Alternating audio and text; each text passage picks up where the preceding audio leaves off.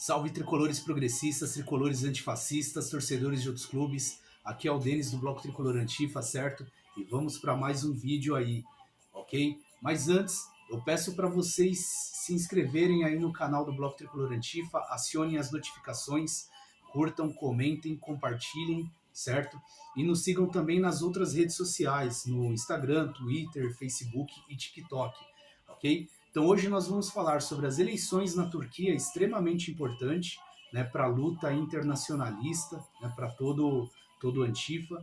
Falaremos sobre o empate do São Paulo hoje lá em Itaquera, 1-1 com o time do Corinthians. Falaremos sobre os próximos jogos do futebol masculino. Falaremos sobre a vitória do basquete, né, do São Paulo contra o Flamengo nas semifinais da NBB, os próximos jogos do basquete, e falaremos também sobre os próximos jogos do futebol feminino. Então, para começar sobre as eleições na Turquia, né, é a eleição mais importante, né, da recente história da Turquia. Né? São tanto eleições presidenciais quanto eleições parlamentares, então é extremamente importante que a oposição ela conquiste muitas cadeiras e que o verme genocida Erdogan ele saia do poder. Então, de um lado, nós temos o Recep Tayyip Erdogan, provavelmente não é assim que se pronuncia, né? É o genocida que está no poder da Turquia. E do outro lado, nós temos o candidato da oposição, que é o Kemal Kılıçdaroğlu. Provavelmente não é assim também que se pronuncia o nome dele, né? Mas é como eu estou falando aqui. Então, assim, antes de falar sobre essas eleições, é importante trazer um dado. A economia da Turquia ela enfrenta gravíssimos problemas, uma alta inflação gigantesca, né, que ultrapassou 80% em 2022. Né, as inflações mais altas do mundo nesse momento é da Turquia e da Rússia. E mesmo assim tem uma taxa de juros menor do que a do Brasil, para você ver como essa taxa de juros de 13,75% imposta pelo presidente do Banco Central, aquele bolsonarista filho da puta lá, você vê como isso é para prejudicar ainda mais o povo brasileiro, certo? Então, essa inflação de 80%, ela tem corroído o poder de compra das famílias turcas, certo? E também tem sido aí o principal fator que baixou a popularidade do genocida Erdogan. Ele está há 20 anos no poder, ele chegou como uma esperança renovadora depois do grande terremoto que assolou a Turquia em 1999, mas ele se mostrou conservador e autoritário, né, com o passar do tempo. Como parlamentar de 2003 até 2014, presidente desde então, sofreu uma tentativa de golpe da oposição em 2022, que foi 2016, perdão, que foi brutalmente reprimida, e aumentou seu poder como presidente e primeiro-ministro. É importante citar também que a Turquia ela tem o segundo maior exército da OTAN, né? Então um parceiraço ali da OTAN, dos Estados Unidos, enfim. Então todas as violações, todos os crimes que ele comete, né, passa despercebido, né? A Europa ela simplesmente ignora, certo? E o principal partido democrático de oposição da Turquia, o HDP, ele não lançou candidatura para fortalecer a aliança de esquerda, né? E lançar nessa candidatura aí do Kılıçdaroğlu. E aí é importante dizer também que teve o terremoto lá na Turquia, que eliminou ainda mais a imagem desse governo fascista, certo? Até porque o Erdogan ele não teve uma postura ativa de empatia após a tragédia, né? Ele poderia ter salvo muita gente, não salvou, principalmente em territórios ali onde de maioria curda, né? Ele simplesmente deixou ali as pessoas, né, lançadas ali à própria sorte. Ele antecipou as eleições que aconteceria dia 18 de junho para hoje, 14 de maio, para não perder mais votos com a precariedade, né, após aí o terremoto, né, enfim. Então ele antecipa as eleições porque ele já estava perdendo popularidade. Então, para ainda não passar mais um mês perdendo popularidade, ele antecipou para hoje. Pelo que eu estava vendo agora à noite, as eleições lá elas não são eletrônicas, né? Então, como aqui no Brasil, então são por cédulas. Há várias denúncias de fraudes, né? Pessoas que estão votando 2, 3 vezes, e pelo que estava apurado, o Erdogan ele está com 49% contra 44% do Kemal Kılıçdaroğlu. Então, provavelmente vai ter um segundo turno que vai acontecer no dia 28 de maio, né? Porque lá é assim, só ganha no primeiro tempo, no primeiro turno, né? Se atingir os 50%. Se não, vai ter segundo turno, né? E há várias denúncias aí de fraude. E é extremamente importante a derrota do Erdogan para que a Turquia ela volte a restabelecer diálogos democráticos e de Estado de Direito para todos, não só para os turcos, mas também principalmente para os curdos ali, que é a etnia que não é reconhecida e que tem os seus direitos violados diretamente, diariamente. Né? O Erdogan, inclusive, ele manda drones, ele ataca os curdos com armas químicas e recentemente estava enviando terroristas do ISIS, né, para atacar o sudeste ali turco de maioria curda e principalmente os territórios de Rojava, né, ali no norte da Síria, certo? Agora mudando de assunto, falando sobre o clássico de hoje, né, São Paulo 1-1, 1-1 do Corinthians, né, lá em Itaquera, terminou às 6 horas, né, o jogo. Os desfalques do São Paulo, mais uma vez, David Galopo, Igor Vinícius, João Moreira, Ferrarese, Thales Costa e Wellington, a maioria aí se recuperando de cirurgia. São Paulo foi escalado com Rafael no gol, Rafinha na lateral direita, Arboleda e Beraldo na zaga, jogaram muito, mais uma vez, e Caio Paulista na lateral esquerda. No meio, Pablo Maia e Gabi Neves, ainda no meio, Michel Araújo e Wellington Rato, e no ataque, Luciano e Caleri. São Paulo fez um jogo muito bom, né?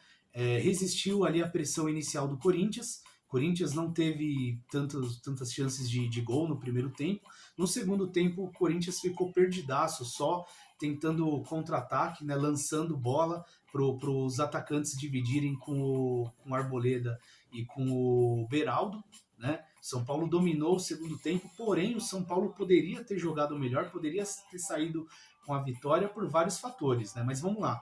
Aos 15 minutos, né, depois ali de resistir ali à pressão inicial do Corinthians, o São Paulo começou a jogar, começou a tocar a bola, fazer triangulações, fazer variações de jogo, né? E aos 15 minutos, uma jogada muito bem trabalhada, o Michel Araújo recebeu dentro da área, né, um passe do Rafinha e fez, né, São Paulo 1-0. Só que aí o São Paulo ele começou meio que a cozinhar o jogo, administrar o jogo, e administrar o jogo, né, num clássico, ganhando de 1-0, não é muito inteligente isso, né? E aí aos 50 minutos, né, o Corinthians ele achou um pênalti ali, né, um pênalti duvidoso, né? Não só a torcida do São Paulo está falando isso, mas muitos comentaristas também. E vale lembrar que antes, né, o juiz anulou um gol do Caleri, né? Ele marcou a falta, né? Ele não quis ver VAR nem nada, ele marcou a falta, certo? E uma bola lançada para a área, né? E o Caleri cabeceou e no rebote fez, mas o juiz ele anulou, certo? E aí aos 50 minutos do primeiro tempo o Corinthians empatou no pênalti. No segundo tempo, né, o São Paulo voltou melhor, poderia ter ganho se faltasse mais vontade do São Paulo.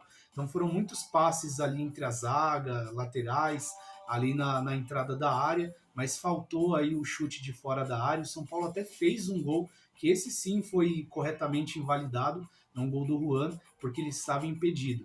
As substituições, né? O Juan e o Marcos Paulo entraram aos 74, né? Que eu estou pegando aqui pelo 365 Scores, né? E até melhorou. São Paulo ficou um pouco mais incisivo, porém não saiu do 1-1, né? E no finalzinho entraram Alisson, Luan e Rodriguinho, que não alteraram muito aí o resultado. São Paulo jogou bem, jogou melhor do que o Corinthians, mas esse empate ele tem um gosto de derrota, porque hoje a gente poderia ter quebrado esse tabu, certo?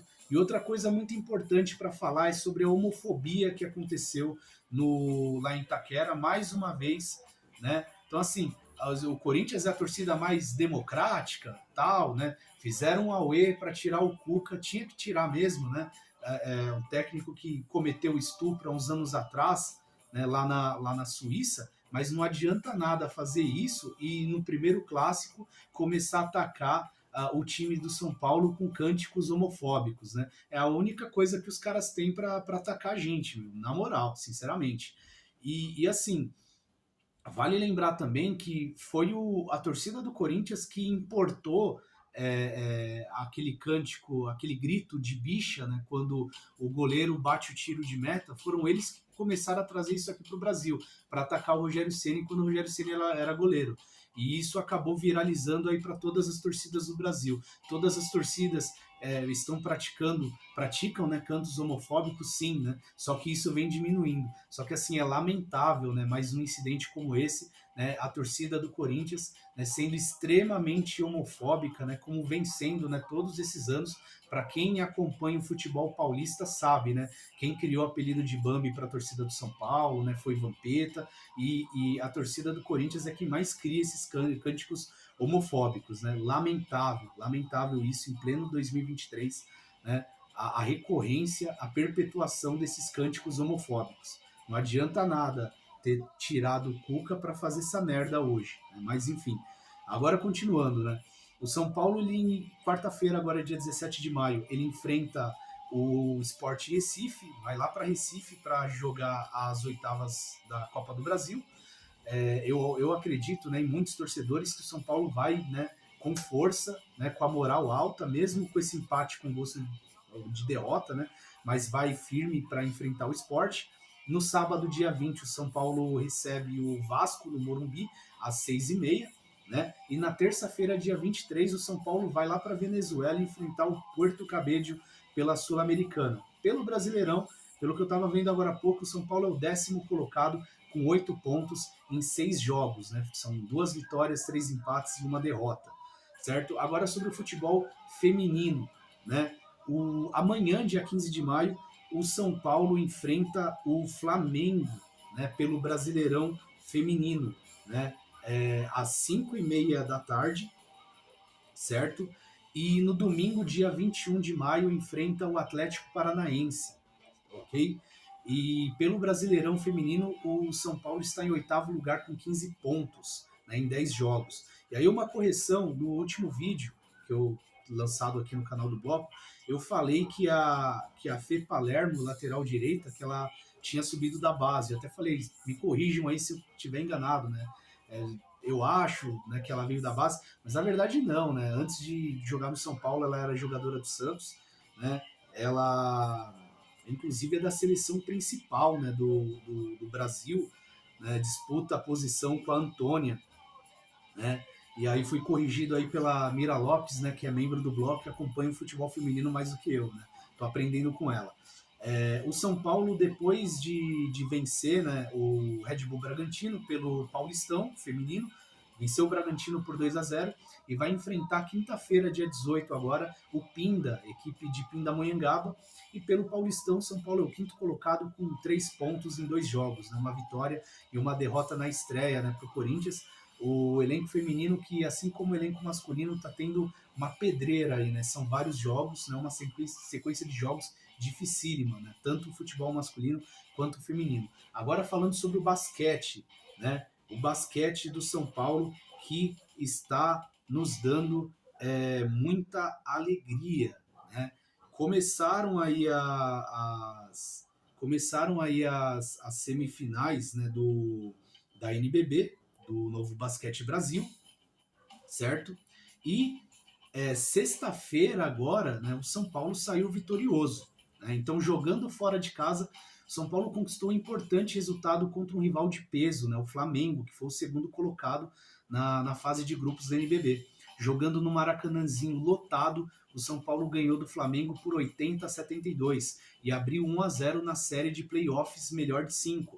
Os destaques dessa partida foram o Cordeiro Bennett, gringo, né, americano, com 21 pontos, 5 rebotes e 4 assistências. O armador Coelho, que veio do banco com 15 pontos, 4 rebotes e uma assistência. E o Betinho, que também veio do banco com 13 pontos e um rebote. O outro destaque foi o Lucas Sievert, que muito pouco não fez um duplo-duplo, né, com 10 pontos e 8 rebotes, certo? O jogo nos 2 primeiros quartos foi bem equilibrado e o primeiro tempo terminou com uma ligeira vantagem para o São Paulo, né, com 42-41, né, juntando o primeiro e o segundo quarto.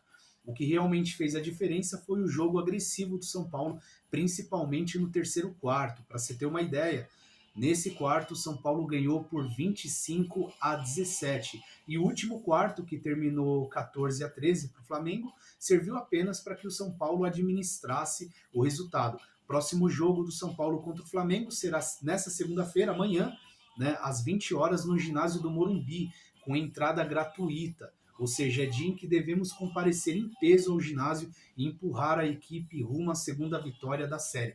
Galera, para quem não foi ainda no Morumbi, lá no ginásio do Morumbi, para ver jogo do basquete, meu, é muito da hora, é uma atmosfera sensacional.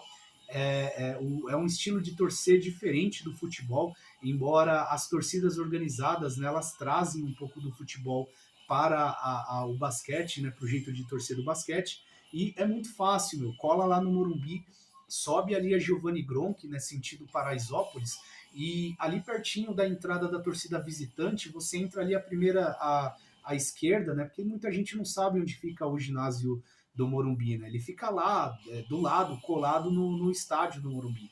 Então você sobe ali o Morumbi sentido a entrada do visitante, né, do estádio, e você entra ali a primeira rua esquerda, né, que você já vai ver a entrada para o ginásio. Portanto, colhem lá, certo? E aí eu vou encerrando por aqui, né? E aí eu faço aí mais uma vez o convite para você que ainda não assistiu a nossa participação no podcast Papo 10, né? Eu vou deixar o link, vai aparecer aqui. E também eu faço o convite para você assistir ao documentário Brasil, um País Dividido, da DW, né? A Deutsche Welle, aquela emissora alemã. Eles vieram aqui no Brasil para acompanhar as eleições de 2022 e acompanharam o dia a dia e a militância da Fátima Sanches, né, a presidente do Bloco Tricolor Antifa, nossa presidenta, certo? Então o link também vai aparecer aqui, certo, galera? Eu vou ficando por aqui, até o próximo vídeo, né? Então, lembrando aí, curtam esse vídeo, acionem as notificações, se inscrevam no canal do Bloco, né? Comentem, compartilhem e sigam a gente também nas outras redes sociais, certo? YouTube, além do YouTube, Instagram, Twitter, Facebook e TikTok. É nóis, vamos São Paulo, fui!